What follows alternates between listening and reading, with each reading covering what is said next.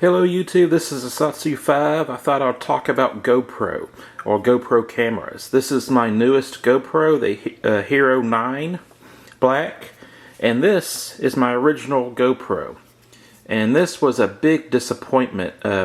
Luckily I got it on discount through a retail incentive store when I worked in retail. But this is the Hero 3 Plus, and as you can see, it has no screen on it where you can frame up your shot.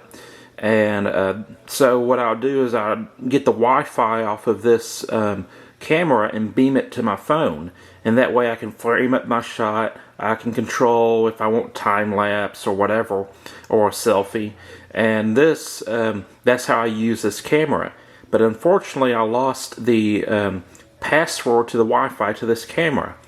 And apparently this can be issued, and GoPro had instructions on how to reset the camera. The only problem is the instructions are crap. Either the instructions are crap or this camera was crap. One or the other. I've done this hundreds of times trying to reset the Wi-Fi on this camera, and it never worked.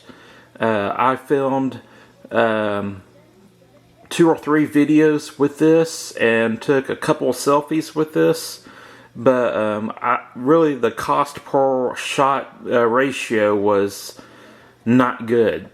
But I really wished I had a GoPro when I went to Hawaii and I went scuba diving. I would have loved to upload that to YouTube and show my family what I saw underwater, and I really regretted not having a GoPro. But I was skittish of buying another GoPro. But you see all these videos on YouTube and stuff of these people making these good cinematic videos with their GoPros. You watch Shark Week, and on Shark Week they have these GoPros mounted on things, and they mount them on sharks and stuff. It's like, well, surely the company is a good company. And so this is my newest GoPro. You can see that there's quite the size difference.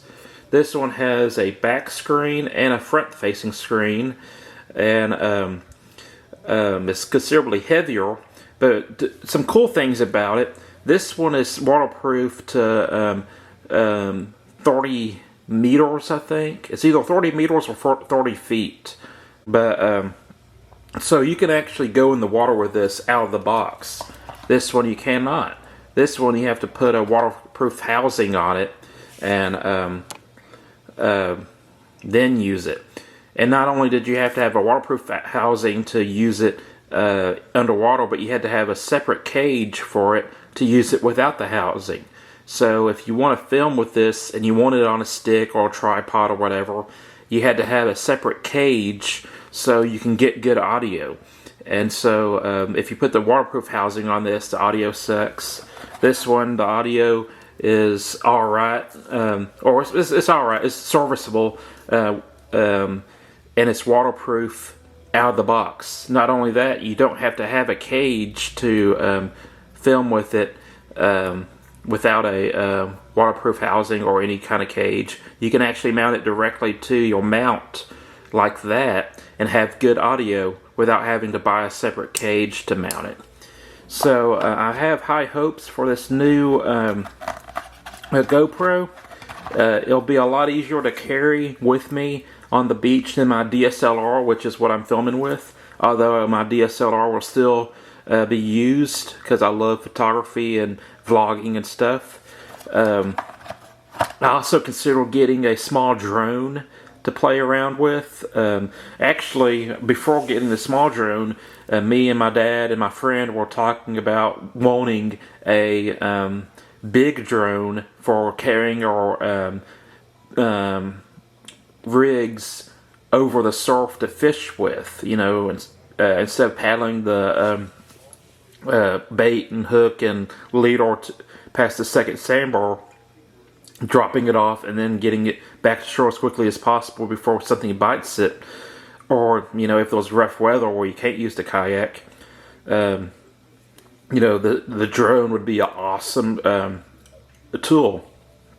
Not only that, you can fit a 4K camera on it, and you know, you can play with it and stuff, but you can actually use it for fishing.